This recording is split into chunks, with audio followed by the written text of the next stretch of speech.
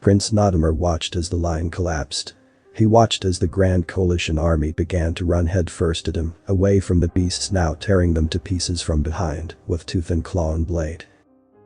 He stared blankly at the retreating army, his mind returning to before the battle, just several hours ago. The prince sat atop his mount, a jet-black purebred warhorse from the southern plains, next to his older brothers and behind his father. Behind them stood hundreds of thousands of soldiers, all the might of the 6 great kingdoms. The other kings and princes stood with their men and women, in the case of Amberthel. But so many people, even a whisper from every 1,000th man would become a roar. Yet, there was no sound. 300,000 people stood in silence, staring across a barren, windswept valley. Massive mountains stood to either side, their tops covered by clouds. They were but 2 of thousands that made up the western border of Amberthel, which was in turn the border between humanity and the Opravath, the beasts, the monsters, the creatures of darkness.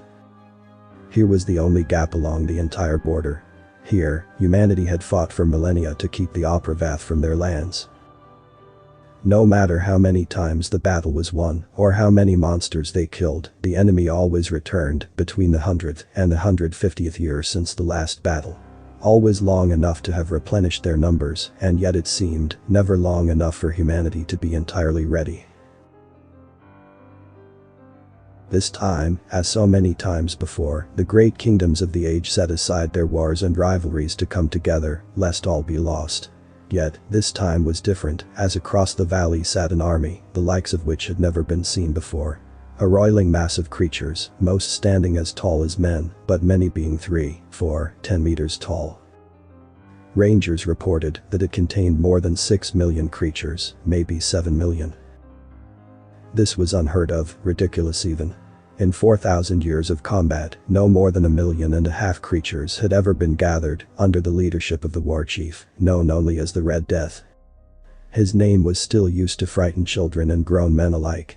And it had taken 1,000 heroes, and 999 of their deaths together, to bring him down. And here stood 6 million.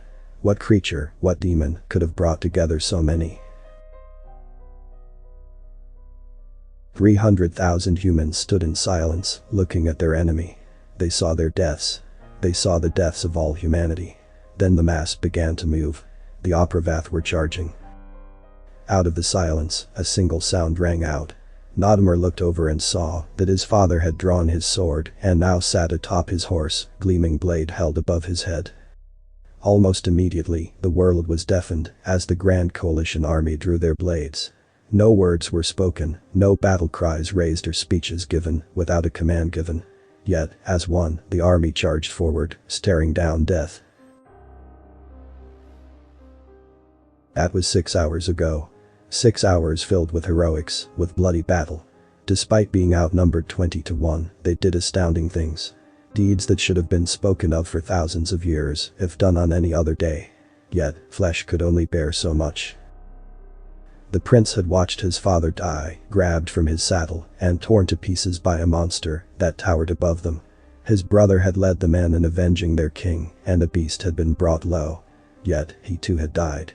Suddenly surrounded and cut off from his men, he was cut to pieces.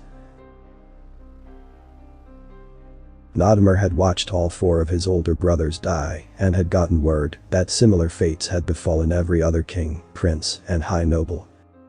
At 16, barely a man, he was the last one in command of an army that was now falling apart. He had been wounded early on and was trying to return to the battle, yet now stood on a rock and watched the men part around him, fleeing in terror from the Opravath. He was in panic, trying to think of something, anything he might do, when his hands grasped at the horn tied to his belt. He saw a banner lying forgotten nearby and ran out to grab it, battling against a tide of soldiers, and returned to his rock, the only elevated spot within sight. Inspecting it, he realized it was not any country's battle flag. It bore a sigil he did not recognize, most likely that of some knight that had already fled. It was also tied onto what seemed to be a lance, but which would work as a good spear. It mattered not. He began to wave the banner over his head with one hand and grabbed for his horn with the other. The command horn, given to him by his brother after their father had died and he had been wounded. None knew how, but in some way it amplified its blast, able to cut through even this chaotic hell. Its note rang out, loud and long and clear, and suddenly, the battlefield was quiet. Even the beasts seemed stunned, or he assumed they were, as he heard no screaming or howling. Now the second part of the horn's ability became apparent.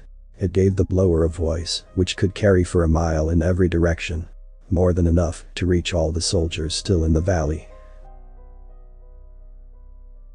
Men, women, soldiers, do not flee. I hate that I must ask more of you, my brave soldiers, but do not flee. We are the might of humanity, we are their shield, their sword, their armor. If we fall, all is lost. If we fall, you will die, and your friends will die, and your families will die. Maybe not today, maybe a week from now or a month. But all will perish. There stand our enemies, beasts of darkness, that outnumber us 20 to 1. But when they come to your kingdoms, your cities, your village, when they come to your home, brave soldiers, you shall not receive odds as good as this. It will be 1,000 to 1, 10,000 to 1. Here is where we must fight. Here is where we must die. Here is where we must win. As the prince had spoken, men turned to listen. He had cast his eyes upon all of them, turning, trying to see into their souls, and what he did see heartened him. He saw men staring back, their faces no longer consumed in fear, but now wearing their grim determination as armor. He smiled as the silence continued, even from the beasts. That was it, that was his trick. The third ability of the horn would soon be upon him. He could not expect to live through the day, even if he fled. And so, he turned, holding the nameless banner over his head, and charged. And all of the remaining might of humanity followed him, no longer in silence.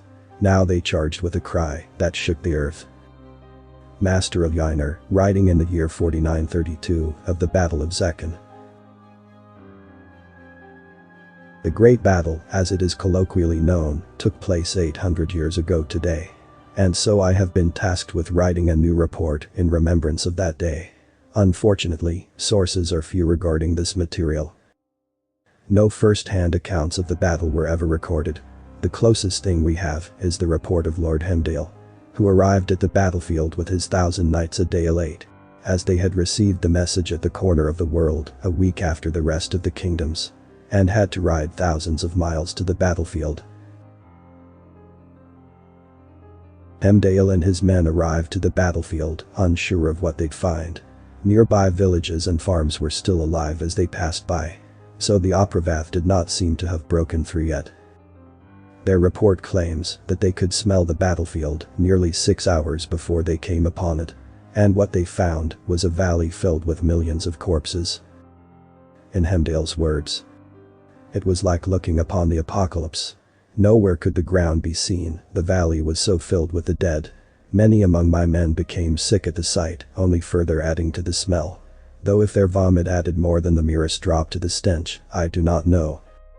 After hardening ourselves, mouths covered by whatever cloth was at hand, we began to search for survivors. They found only 2, and neither lived long. First they came upon a man with one arm lost, and with the other cut off at the elbow. Yet he was crawling among the corpses, a knife clenched in his teeth, searching the bodies with a wild, fevered eye. After calming him, they managed to piece together the story as he died.